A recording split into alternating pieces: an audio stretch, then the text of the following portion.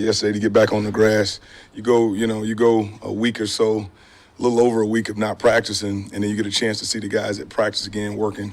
We had a great day, so we're looking forward to this. And then just kind of recapping the last week, we did what we had to do, of course, to get the dub. That's not the way we want to end offensively. You guys know that we always want to have the chance to close it out right there at the end, and we had our opportunities, and fortunately we came out on top there. How was the stretch tested y'all as a coaching staff? You're going back-to-back games, just having to get a team prepared on these standards. How have you guys handled that test, you feel like? I think this is what we do, man. Dan has not only prepared the team or the players for this type of situation, but we've been prepared. We work differently in the off season than a lot of people. We also work different in the in training camp than a lot of people. We really try to grind it out so that when we get to these points and times, we were completely prepared for a Sunday, Thursday, if you will. Now, the Sunday to Thursday, that's one of those ones where a lot of people stayed here quite a bit. That's part of it. But I think the detail and the communication between coaches, once we've been together now here 2 years, we can look at each other and know exactly what we're meaning, or something can be said and all of us got it at one time. We know exactly the detail that needs to be had. So it does help us going into walkthrough type situations, what we're looking for. But the hardest part was Sunday to Thursday. Now we're kind of back in the normal schedule. We're back in the, seeing our guys practice and seeing our guys move, so the tweaks can happen a little bit quicker. This year, you guys have struggled in the red zone a little bit. You looked at the Tampa Bay last week, 2 of 5, probably not up to you guys' standard. Is there a common theme when you guys have struggled there in the red zone that you guys can point to? Obviously, that's going to be important Thursday night to take advantage of your points down there. Yeah, no problem. That's a good question. One of the things that we try to make sure we're very detailed about are, just the execution points. It's been, several opportunities we've had to execute where we've just been one guy off or this guy off. So now what we have to do, and all of our guys know this, each person has to carry their load, not more just their load, and execute their part of it. And it really hasn't been anything outside of the details of maybe a penalty, a turnover, not doing things kind of the right way as far as the scheme is concerned. And we'll just continue to press our scheme as we always do. But as we move forward, we know each person, each coach, we know that down there, and not only down there, but everywhere is critical. But down there, the margin of error is so much smaller, right? They have such a limited amount of space to defend. We have to be on our details, whether that's being in our spots, correct run reads, or just not getting a penalty here and there that pushes us out of those situations. We hear from players all the time, those guys get paid too, when an opponent makes a play. I think I know the answer here, but is there ever an excusable fumble? Is there ever a moment where there's just nothing a guy could have done to protect the ball, just the way they were hit, it was coming out regardless? Yeah, not no, but hell no. All right, hell no. Okay, so there's always, we're looking at it from a lot of different ways. We get paid too, right? So that's the way I look at it. I don't look at it like they get paid, we get paid, right? So, and our job is to make sure that we maintain possession of the football. Do they make great plays? Yeah, but, good offense, in my opinion, is always better than good defense.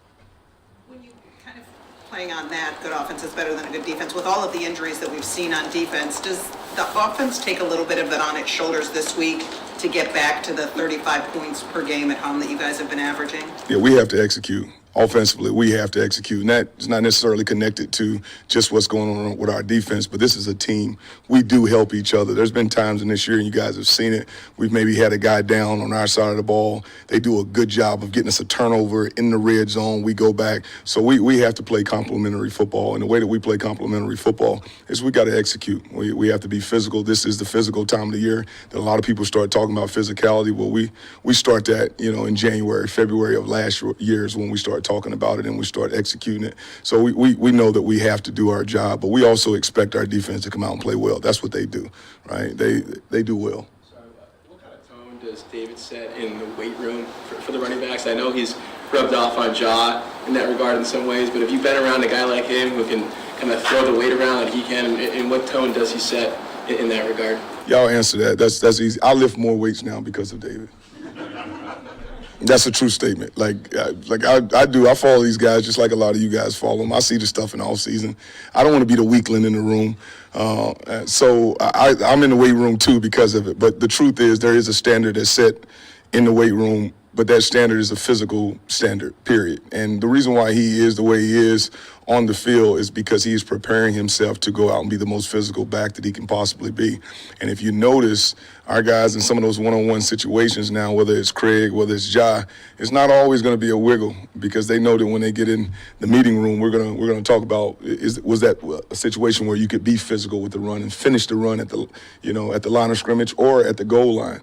So he does have that effect on people. He is as strong as an ox, but what people don't know is that there are other guys in our room that are competing at the same level that he's competing at in the weight room, and he's probably had a bigger effect on me than the rest of them.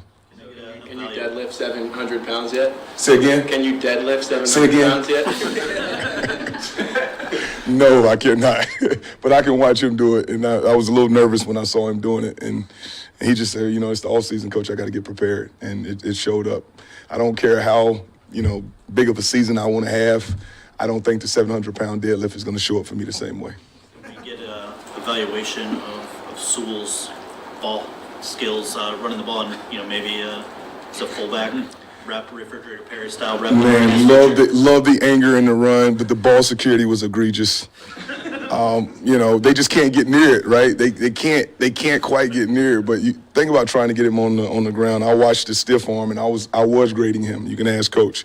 As soon as his stiff arm went out, he got a little bit loose with the football. If you know that you get the stiff arm out, the ball has to come in. But man, just to have an athlete with that ability and that size, it almost doesn't seem fair when you can do some of the things that we're able to do with him. How important is the relationship between Montgomery and Gibbs? I mean, they're coming out in intros together. You're in commercials with them before the game. Just like, how much does that lift that room and that offense? I think that the biggest detail of all this is they want to be remembered for what they did on the field. And when you get two guys to buy into what we're trying to do, what we're trying to accomplish, the bigger picture, and they're growing in their relationship, is pretty special. It really is. A lot of these times, you got guys that are they're competing with each other. Now, don't get it twisted. They're definitely competing, but you get to where the competition is a distraction, or the competition won't allow both of them to be at their highest point. But to see them, I had no idea that they were going to do that. That probably, just the fact that they, want people to know that they're together 100%, that made me feel. It makes you feel really, really good as a coach and as teammates, that that it's not about this guy being announced or that guy being announced or this guy getting carries or that guy getting carries. But right now, the things that we've been able to do in the past, that's the past. We're really focused on December and January. We are focused as we can be right now as a room and as a team and as a group.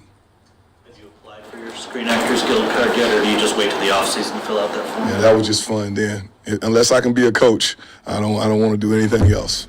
So, if they want to come get me as a coach, then that's fine. But all the other stuff, you guys can kind of see my mentality right now. We are moving into that time of the year where, the focus has to be on football. That happened 3 or 4 weeks ago, and man, we had a good time. I really want them to have something to be remembered by, and I think that the nickname that they came up with, I think is something good to be remembered by. But at the end of the day, it's what we do on the grass.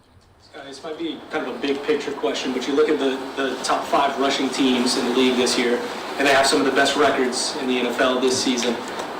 We've talked about the passing game being such a prolific part of the NFL now, but do you think there's almost a revaluing of the run game in a way? No doubt. I absolutely think it's happening, and it's just going to happen. But what you're starting to see, though, is that not only are these teams great run teams, but they are just physical altogether. And when you draw it all together, when you got guys that are great run action pass teams and drop back teams, that level of physicality that you have to deal with every single play, whether you're going from run to drop back or run to run action pass, it has an effect.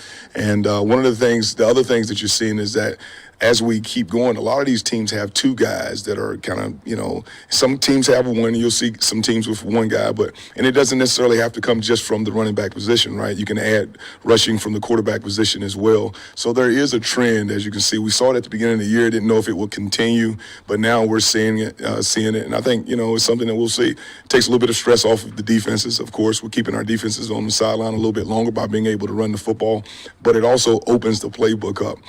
And we're getting to manageable second and 4s, second and 5s, second and 2s, where you get into that situation, you got to complete a gamut of what you can run.